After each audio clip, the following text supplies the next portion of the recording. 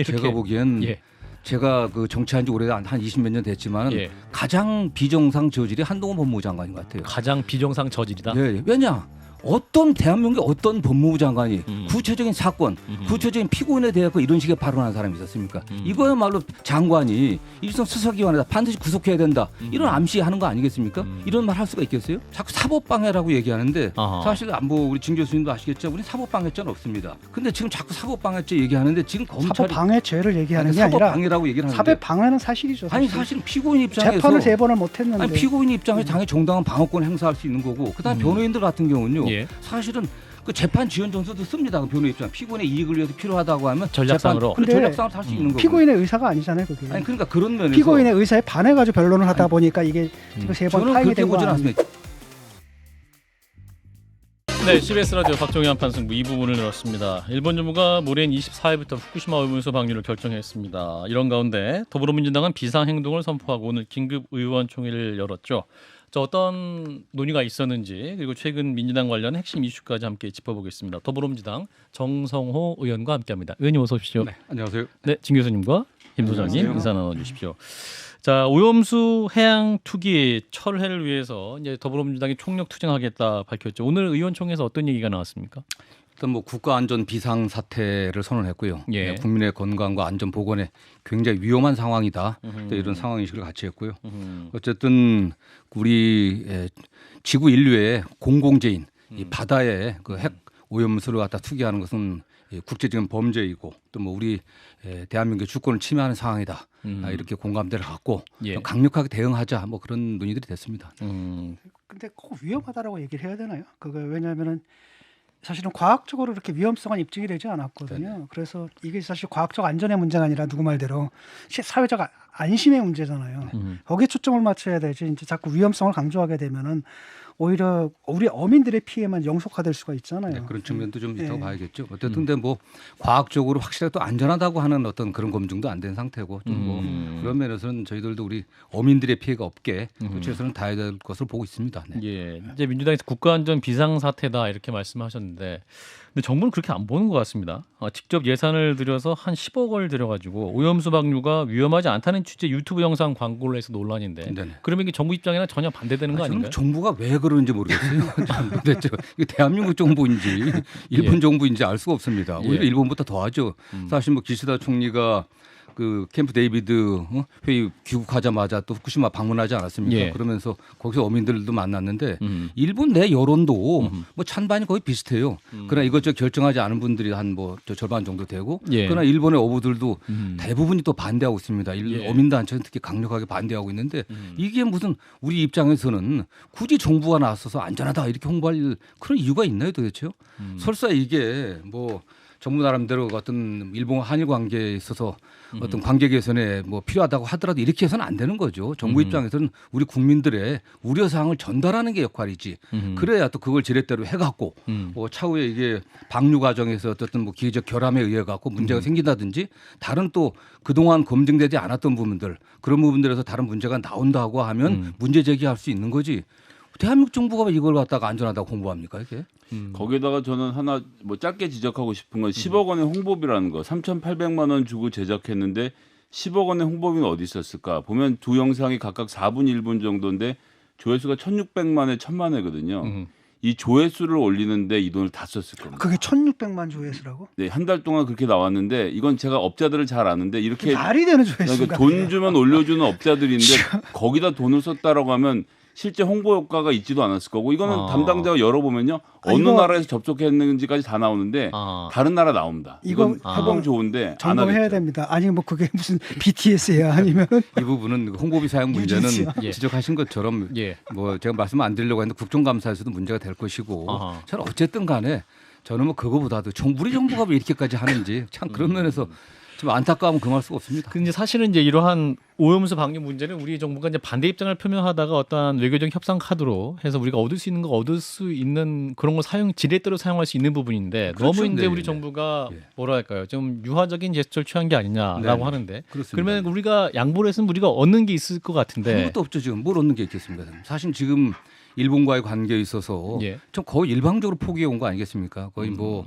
그러니까 위안부 협상 또 징용근로자 배상 협상들 다 포기했던 것이고 예. 사실상 지난번 뭐 일본 방문했을 때도 오염수 문제는 사실상 뭐 양해했다 뭐 그런 얘기 나오지 않았습니까? 예. 또 최근에 일본 언론의 보도에 의하면은 내년 총선에 영향을 주지 않기 위해서 조기 방류하도록 했다 뭐 이런 얘기까지 나오고 있는 상황 아니겠습니까? 예. 왜 정부가 이런 오해를 받는지 이런 우리 국민들을 설득하지 못하고 국민들에게 불신을 주는 이런 행위를 계속하는 게 좀 답답합니다. 네. 그래도 이제 정부 입장에서는 이제 한미일 정상회의가 이번에 아주 중요한 성과다. 그 조태영 안보실장 같은 경우는 인태 지역에서 어떤 혁신적인 변화를 만든 그러한 회의였다 이렇게 평가하고 있지 않습니까? 그런 그러니까 의미에서 도대체 우리가 얻은 게 뭐가 있겠어요, 사실요. 지금 이미 한국과 미국과의 동맹 관계가 그 어느 때보다도 강고해지고 있고 예. 튼튼하다고 얘기를 하는데 다시 거기 우리가 뭐 미국과 일본과의 관계 밑에 어쨌든 하위 변수로 들어가 갖고 거기 끼어 들어가 갖고 우리가 얻는 이익이 도대체 뭔지 잘 모르겠어요. 뭐 선언적인 어떤 그런 효과 국민들에게 뭐 마음의 안심을 줄지는 모르겠지만 예. 실리적인 측면에서는 아무 성과가 없는 것 같습니다. 네. 그런가요? 네. 예. 자, 이래서 이제 민주당은 총력 대응하시겠다. 그리고 내일 저녁 7시에 촛불 집회도 예정돼 있는 상황으로 알고 국회 있는데. 지금 뭐 본관 앞에서 아하. 촛불 집회하기로 좀 예정이 돼 있습니다. 근데 이미 이제 일본 정부는 방류하겠다 방침을 정한 상황에서 우리 정부로서 이렇게 막을 수 있는 방법이 있을까요? 현실적으로 없죠, 사실은. 예. 여기가 어쨌든 이게 뭐 그 유엔 인권이사에 또 제소도 하고 예. 청원도 하고 뭐 런던 협약 위반이라든가 또는 국제 해양법 관련 위반해가고 청원을 하겠지만 예. 쉽지 않지 않겠습니까? 이미 유엔이라든가 국제사회라고 하는 게 냉혹한 그 힘의 논리에서 운영되고 있는데 우리가 사실은 그런 면에서 그런 측면에서 이걸 처리하게 할 수 있는 현실적인 수단은 많지 않죠. 다만 또 이런 걸 저는 계기로 해갖고 정부가 일본이 방류를 갖다 강행한다고 했을 때 예. 지금 우리가 지난번에 우리 일본에 시찰단 갔지만 시찰만 하고 온 겁니다. 예. 실제 일본에 거기서 뭐 알프스 그 다육종 제거 설비들이 어떻게 가동되는지 검증할 방법이 없어요. 예. 좀 그런 측면에서 국민들의 이러한 어떤 반대 여론을 계기로 해갖고 제대로 우리가 계속 감시할 수 있게 하는 그런 장치라도 그런 거라도 협의했으면 좋겠다는 생각입니다. 오늘 정부 입장은 과학적 기술적으로 큰 문제가 없는 상황이라고 발표를 했는데 뭐 정부 일방적 주장일 뿐이죠. 정부가 그래도 보고 있지 않을까요? 잘 모르겠습니다. 총력 대응 최종적으로 그럼 민주당의 카드 뭡니까? 최종 대응할 수 있는 카드. 이거에 대한 최종 카드라는 게 있겠습니까? 어쨌든 없습니까? 그 전국의 17개 시도별로 후쿠시마 대책위원회가 구성됐고 또 253개 지역위원회별로도 또 대책위원회를 다 구성을 했거든요. 예. 어쨌든 국민들의 관심을 촉구하고 또 국민들의 관심이 결국 정부에 영향을 미쳐서 정부가 보다 적극적으로 오염으로 인한 피해가 없게 좀 노력을 해주는 걸 뭐 요청하는 거 아니겠습니까? 네. 구체적으로 이제 어민들 피해를 줄이거나 어민들 피해에 대해서 정부가 뭐 보상을 하든 배상을 하든 뭘 해야 될 거 아니겠습니까? 그런 부분에 대책을 같이 세워나가면서 캠페인을 좀 했으면 좋겠다는 느낌이 들거든요. 예, 뭐 좋은 말씀이라고 생각합니다. 네. 예. 자, 좀 화제를 바꾸세요. 이화영 전 경기도 평화부지사, 이제 쌍방울 그룹의 대북 송금 사건에 연루된 분이죠. 오늘 이제 43번째 43차 공판에 홀로 출석을 했는데 또 이화영 전 부지사의 변론을 담당했던 해광의 변호인단 결국 사임을 한 상황이고 또 오늘 출석하면서 가족도 변호인들 설득하기 어렵다 이런 말을 했습니다. 그래서 관련해서 뭐랄까 재판이 지금 어떻게 진행되고 있는 것인가 여러 가지 혼란스러운 상황. 의원님은 어떻게 보고 계십니까? 저도 혼란스럽습니다. 예. 혼란스러운데 예. 말씀하신 것처럼 앵커가 좀 말씀하셨지 않습니까? 예. 44번이나 재판을 했어요. 예. 그 지금 이게 구속된 날로부터 지금 거의 11개월에 좀 육박하고 있습니다. 예. 저는 검찰이 제대로 인적 증거, 물적 증거 확보해 갖고 증거가 제대로 확보된 상태에서 기소했다 그러면 이렇게 오랫동안 재판할 수 있겠습니까? 저는 제대로 증거 없는 상태에서 기소한 게 아닌가 하는 생각을 하고 있습니다. 그러다 보니까 야당에서 예. 검찰이 확실한 증거를 확보하기 위해서 계속 이화영 부지사를 회유하고 압박하고 있는 게 아니냐 이런 얘기는 나올 수밖에 없는 상황입니다. 또 이화영 지금 전 부지사도 지금 거의 뭐 10개월 넘게 원래 통상적으로 형사 사건은 1심 그 재판 기간이 구속 기간이 6개월입니다. 예. 이미 다른 별건으로 또 연장을 했거든요. 예. 지금 검찰이 지금 다른 건을 또 갖고 있는 겁니다. 다른 건을 갖고 있고 이게 구속 만기 되더라도 다른 건을 또 구속할 수 있다. 저 이렇게 어쨌든 압박을 가하고 있다고 생각하고 있고 그러다 예. 보니까 분이 혼란스러운 거죠 사실은 이렇게 어느 정도 좀 일부라도 뭐 비슷하게도 인정하고서 구속기간 만기 다 돼 갖고서 뭐 보소라도 나올까 뭐 그런 어떤 심리 상태가 아닌가라는 그런 면에서 어쨌든 배우자라든가 또 변호인들과 또 소통이 좀 부족하고 그래 갖고 이렇게 재판이 좀 약간 혼란스럽게 보이는 것 같지 않나 하는 생각을 해봅니다. 네. 재판이 3번째 파행을 겪었거든요. 네네. 사실상 뭐 거의 뭐 사법방해라고는 말을 들어도 뭐 할 말이 없을 텐데 그 계기는 일단 박찬대 의원이 민주당 의원이 그 이화영 그 측근을 갖다 접근해가지고 이화영 부인하고 접촉한 게 사실 결정적인 계기가 된 거 아니겠습니까? 전 잘 모르겠습니다. 그게 박찬대 최고도 이화영 전 부지사 측근 지금 뭐 용인의 어떤 용인갑 지역위원장 네, 직무대행 뭐 그분하고 통해서 어쨌든 배우자하고도 전화 통화를 했다면 그렇게 얘기를 한 것 같은데 예. 그게 도대체 재판진하고 무슨 관계가 있는 건지 재판이라고 하는 것은 음. 검사가 확보한 증거를 갖고 예. 그걸 갖고 판사의 어떤 심정을 굳게 해갖고서 예. 유무죄 판단을 받는 거 아니겠습니까? 예. 자꾸 사법방해라고 얘기하는데 아하. 사실 뭐 우리 진 교수님도 아시겠지만 우리 사법방해죄는 없습니다.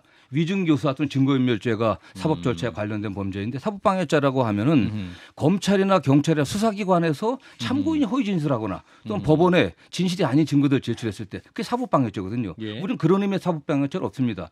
근데 지금 자꾸 사법방해죄 얘기하는데 지금 검찰이 사법방해죄를 얘기하는 게 아니라 사법방해라고 얘기를 하는데 사법방해는 사실이죠. 아니 사실. 사실은 피고인 입장에서 재판을 3번을 못 했는데 아니 피고인 입장에서 당연히 정당한 방어권을 행사할 수 있는 거고 그다음 변호인들 같은 경우는요. 예. 사실은 그 재판 지연 전서도 씁니다. 그 변호인 입장 피고인의 이익을 위해서 필요하다고 하면 전략상으로. 재판, 근데 전략상으로 할 수 있는 거고. 피고인의 의사가 아니잖아요, 그게. 아니 그러니까 그런 면에서 피고인의 의사에 반해가지고 변론을 하다 보니까 이게 지금 3번 저는 파행이 그렇게 된 거 보지는 않습니다. 아닙니까? 증거에 대한 결국 증거에 대한 인부 문제인데 인정할 건지 진술 조서에 대한 인정 문제인데 저는 그 부분에 관련해 갖고 이화영 변호인이 진술 조서를 갖고 정확히 프린트 해갖고 복사해서 갖다 주면서 예. 그 의미를 갖다 확인해갖고 해야 되는데 예. 그런 과정은 분명 부족했던 것 같아요. 그러나 그걸 가지고 사법방해다라고 하는 것은 좀 과한 것 같습니다. 민주당에서 이게 지금 이제 44번째나 공판이 재판했습니다. 이게. 아니 공판이 세 번이나 지금 파행을 겪었잖아요. 지금. 그 민주당에서 그때마다 사실 피고인의 의사와는 반하는 일들이었거든요. 그래서 이런 일들이 왜 발생하는지 이해가 안 되거든요. 근데 거기서 가장 그 시작이 그 배우자가 법정에서 항의를 했던 거 아니겠습니까? 예. 그 변호인이 좀 잘못됐다 주장을 했기 때문에 그런데 예. 그 배우자는 누굴 말입니까? 민주당 박찬대 의원을 통해 가지고 민주당에서 도와주겠다, 당 차원에서 도와주겠다는 얘기를 들은 상태였다는 거죠. 아니, 그다음에 그거는 뭐 박찬대 의원은 수치적인 사실은 건데. 뭐냐 거짓말까지 했단 말이죠. 사실은 그분은 이화영 씨 부인은 얼굴도 모르는 사이다. 그러니까 거짓말까지 했다가 나중에 이제 그 들통나니까 사실은 통화는 했다라고 말을 바꿨단 말이죠. 저는 뭐 그 부분에 관련해서 예. 그 민주당에서 이제 회의와 이화영 전 부지사가 예. 민주당의 지역위원장이었었고 그다음에 그 이재명 도지사 밑에 부지사였는데 사실 이화영 부지사를 민주당에서 법률적으로 필요한 부분에다 돕는다고 하는 게 그게 왜 사법방해가 그렇죠. 근데 되는 건지. 문제는 뭐냐면 진작 도왔으면 참 좋았을 텐데 하필이면은 검찰에서 이재명 대표에 대한 진술을 이재명 대표에 관한 진술을 했다라는 사실이 알려지는 순간에 갑자기 민주당에서 도우러 온 겁니다. 네, 저는 교수님이 과도하게 해석하는 것 같고요. 아니, 과도하게 아니라 이미 사실이잖아요. 이화영 부지사가 구속돼 갖고 예. 이미 10개월 이상 지나면서 무려 43번이나 재판을 하고 했습니다. 사실. 예. 이런 상황에서 어떻게 민주당이 실제 재판에 영향을 미칠 수가 있고 이 상황에서 위증을 교사하거나 증거 인멸할 수 있거나 할 수 있겠습니까? 이미 사실은 이게 관련자든 검찰이 제가 보기엔 심심하면 아하. 때때로 그냥 저 통화 기록 같은 건 바로 뭐 영장 없이 확보할 수 있지 않습니까? 예. 통화 기록 같은 거는 그렇게 하고 있을 거예요. 아하. 저는 그건 불가능한 상황이라고 생각합니다. 그 검찰에서 진술을 했잖아요. 근데 검찰에서 진술을 했는데 그 진술이 증거가 되려면 공판 중심주의이기 때문에 법원에서 그 진술이 유지가 돼야 되는 거 아닙니까? 네네. 네. 그걸 갖다가 지금 3차례 거의 물리적인 방식으로 지금 좌초를 시킨 거라는 거죠. 그럼 민주당에서 말하는 이화영 전 부지사에 대한 회유와 협박, 검찰의 회유와 협박은 어떤 걸까요?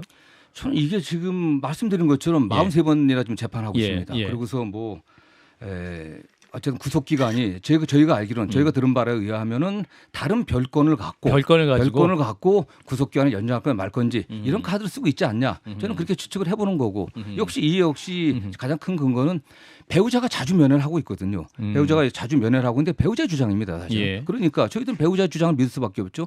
아무리 배우자가 부부관계가 나쁘다고 하더라도 민주당 편을 들겠습니까? 남편 편을 들겠습니까? 저는 이화영 부지사의 배우자가 수십 년을 같이 산 사람인데 남편의 이익을 위해서 하는 거지 본인이 뭐라고 해서 뭐 민주당 편을 들겠습니까?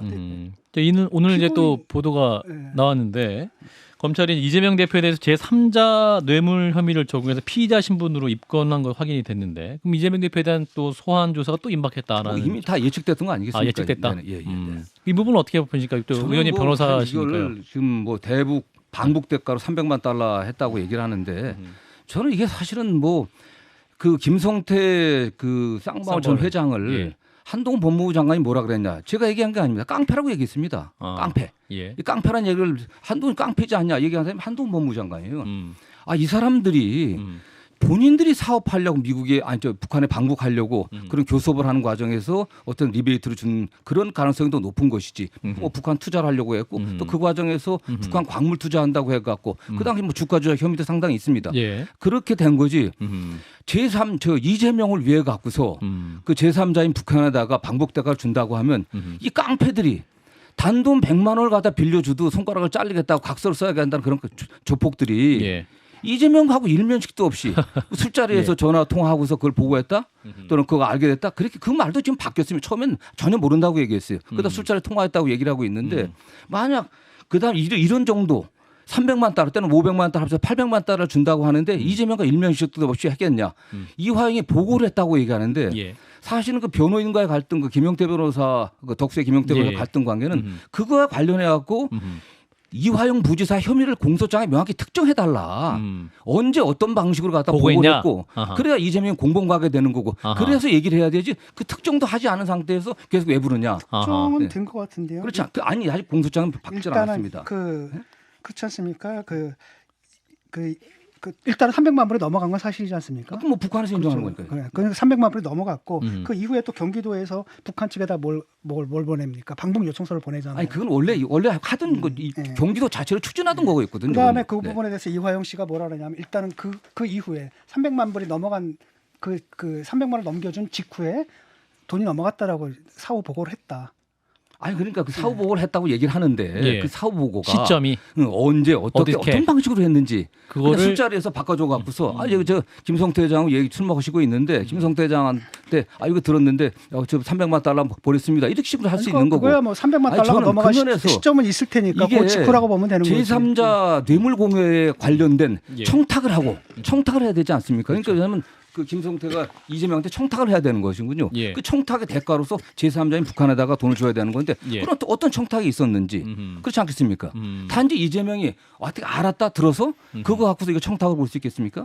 그게 그런 거 그게 본인의 권한에 그러니까 이재명 살 수 있는 것도 지사의 아니고 행위를 통해서 쌍방을 얻을 수 있는 어떠한 이익이 있어야 된다. 그렇죠, 그래 사실. 예. 그 쌍방울 같은 동기도 경우는 없고요, 사실은요. 쌍방울 같은 경우에는 그 남북 관계가 잘 풀리면 경기도를 매개를 해가지고 우리 기업을 갖다 무슨 LG나 현대나 이런처럼 정말 재벌 기업으로 키울 수 있는 좋은 기회가 될 것이다라고 판단했던 거고 그렇게 할 때는 사실 뭡니까 경기도의 보증이 없이는 이 기업에서 북한에다 무슨 돈을 뭘 믿고 어떻게 북한한테 돈을 아니 줍니까? 그러니까 그 보증이라고 하는 게 예. 술자리에서 전화 통화 정도의 얘기를 뭐 이렇게 이화영 그 얘기를 정도는 갖고 아니겠죠. 저는 모르겠어요. 만약 그게 검찰이 이 부분에 관련해서 확실한 증거가 있다면 벌써 기소를 했을 겁니다. 아하. 이미 이재명 경기도지사를 갖다 공식적으로 방북 추진하는 과정은 공문서로 다 남아 있어요. 구조에 예. 다 보고돼 있습니다. 아하. 다 보고돼 있기 때문에 그러나 2019년도 1월 2월 달에 하노이에서 아무런 성과 없었지 않습니까? 그게 예. 남북 관계 완전히 경색됐었습니다. 예. 그런 상황에서 방북의 대가로 아까 말씀 깡패들이 하는 그 기업에서 돈을 받아 갖고 북한에 주게 했다? 이게 상상할 수 있는 일이라고 생각하지는 않습니다. 일단은 경기도에서 일단 방북 요청서를 보냈잖아요. 아니 그거는 그 전부터 추진해 왔던 일들이니까. 근데 상식적으로 문제는 뭐냐면 북한에서는 돈을 받지 않고서는 방북 요청을 방북을 갖다 초청을 할 의사가 없는 거잖아요. 경기도 같은 경우는 남북 경역 기금이 있어 갖고요. 그래 갖고서 스마트팜 했을 때 지원하겠다 했던 근데 겁니다. 문제는 뭐냐 그걸 못 쓰니까 왜냐하면 그걸 못 쓰니까 대북 제재 걸리기 때문에 그래서 쌍방울 통해 가지고 보낸 거 아닙니까? 자 여기서 이제 또 쟁점은 이제 영장 청구 시점입니다. 이제 회기 중 이제 영장에 청구되기 이 부분인데 민주당은 이제 회기 중 영장을 청구해서 분열과 갈등을 노리는 꼼수를 포기하고 당당하게 비회기 때 영장을 청구해라라는 게 이재명 대표의 요구고 또 이 발언을 두고 여당이나 또 한동훈 장관이 굉장히 큰 비판을 하고 있습니다. 의원님은 이 부분은 어떻게 판단하십니까? 아니 저는 좀 상식적으로 생각했으면 좋겠습니다. 저도 변호사 자격을 국회의원 되기 전까지 한 20년 갖고 활동을 했었는데 그 영장 신문하게 될 때 신문기일을 좀 바꿔달라고 얘기를 합니다. 예. 이때 일정이 있으니까 불구속 상태에서 예. 변호인과 협의해 갖고서 영장 신문 일자도 바꾸곤 해요. 예. 재판하다가도 기일을 갖다가 3주를 했다면 4주를 해달라. 하긴 다 변호인들이 할 일이 그런 일들입니다. 예. 당연히 제1야당의 당대표가 영장 신문 받을 때 정기국회에 가갖고 정기국회가 굉장히 중요하지 않습니까? 정부 예산 심사해야 되고 법안 처리해야 되고 국정감사해야 되고 이런 때 국회에서 하는 것보다는 이 정기국회 아닌 비회기 때 나가서 신문 받을 테니까 그냥 국회도 조용한 거 아니겠습니까? 국회 업무 지장 없게. 그렇죠. 그 국회도 지장 없고 정권 정치 상황 자체가 시끄럽지 않게 하기 위해서 그때 하면 될 건데 이게 갑자기 조사하는 게 아니지 않습니까? 이게 백현동도 지금 얘기 나온 지가 지금 한 올해 초부터 계속 얘기 나왔고 그다음에 쌍방 대북 그 송금 문제도 지난해 말부터 계속 나왔던 거거든요. 예. 지금 1년 가까이 내팽개치고 있고 그 안에 새로운 증거도 없어요. 새로운 진술도 없습니다. 이미 백현동 관련해서도 관련자들이 구속된 게 이미 한 3개월 지났습니다. 쌍방울 마찬가지고 그러면 비회기 때 조사해 갖고서 어차피 조사해서 본인이 인정할 거 아니지 않습니까? 지금 예. 부인하고 부인하고 있는 상황이니까 예. 진술 조서 가름하고 진술 가름했다 조사 받고 그다음에 대북 송금 관련해서도 그 조사 받고 그리고 기소하면 되는 거지 않습니까 사실은요. 왜 그걸 그렇게 하는 거예요? 그다음에 그거에 관련해 서 비회기 하자고 하는 게 그게 무슨 사법방해고 특권을 요구하는 겁니까? 그건 일반 기업인들, 일반 정치인들, 일반 시민들도 변호인 선임하면 변호인이 다 그런 역할을 해요. 네. 근데 한동훈 장관 왜 이렇게 말을 할까요? 범죄 수사를 마치 식당 예약하듯이 자기를 언제 구속해달라고 요구하는 건 누가 봐도 비정상적이다. 지금껏 방탄보다 더 저질이다. 불체포 특권 포기하기 싫으면 하지 마라. 국민들 피곤하다. 이렇게. 제가 보기엔 예. 제가 그 정치한 지 오래한 20몇 년 됐지만 예. 가장 비정상 저질이 한동훈 법무부 장관인 것 같아요. 가장 비정상 저질이다. 네, 왜냐?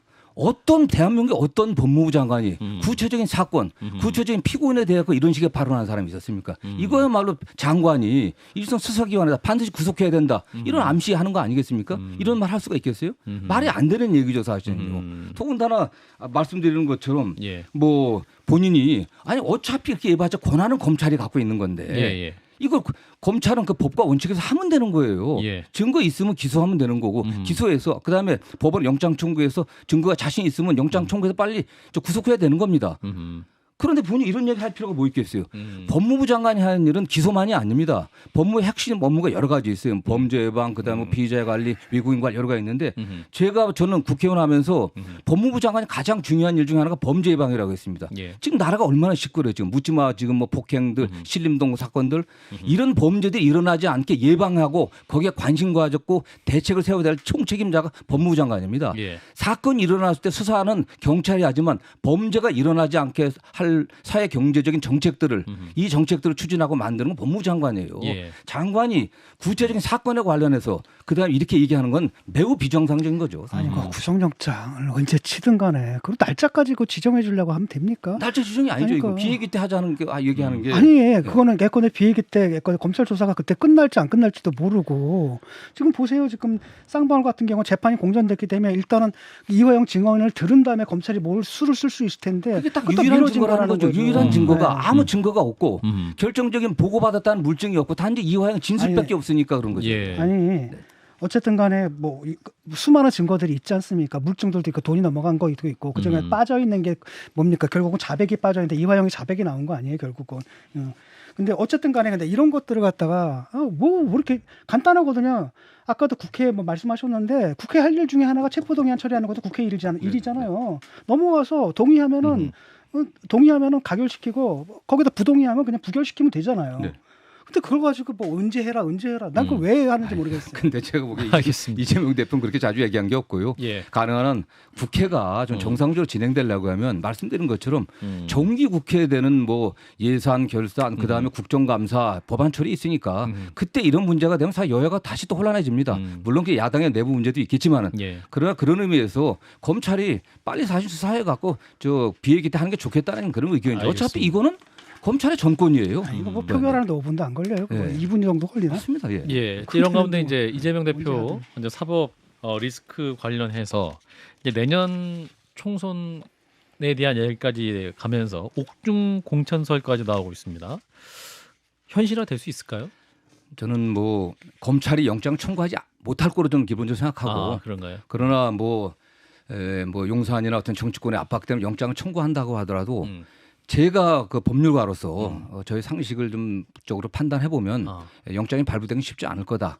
그렇기 때문에 옥중 공천 얘기하는 게 매우 부적절한 거라고 보고 있고요. 더군다나 옥중 공천설이라고 하는 것이 예. 뭐 거의 비아냥적으로 이렇게 여러 가지 얘기를 하는데 그냥 예. 어떻게든 국회의원들이 한번 얘기를 하게 되면 이게 또 뭐 극우 유튜버들이 받아갖고 또 확대 재생산하고 하는데 예. 지금 뭐 저는 뭐 그럴 가능성 자체가 없다고 좀 보고 있습니다. 옥중 공천. 예, 그러니까, 더군다나 옥중에서 이재명 당대표 공천한다고 얘기를 하는데 예. 민주당도 시스템이 있는 정당이고 공천이 당대표가 누구 찍어서 내보내는 게 아니거든요. 당연히 지금 당원 당규에 의해 갖고 뭐 후보자 자격심사위원회부터 시작해갖고 한 3개 정도의 단계가 있습니다. 예. 공천관리위원회가 최종적으로 판단을 해야 되겠지만은 예. 그러나 그 최종적으로 판단했을 때 뭐 당대표가 감옥에서 도장 찍겠냐 뭐 그런 얘기를 갖고 얘기를 하는 것 같은데 저는 뭐 이재명 당대표가 늘 얘기하는 것처럼 예. 민주당의 총선 승리가 가장 중요합니다. 예. 내년 총선에서 민주당이 실패한다고 하면은 아. 국민들로부터 민주당이 패배했다는 평가를 받으면 이재명의 정치 생명도 그것도 끝이에요.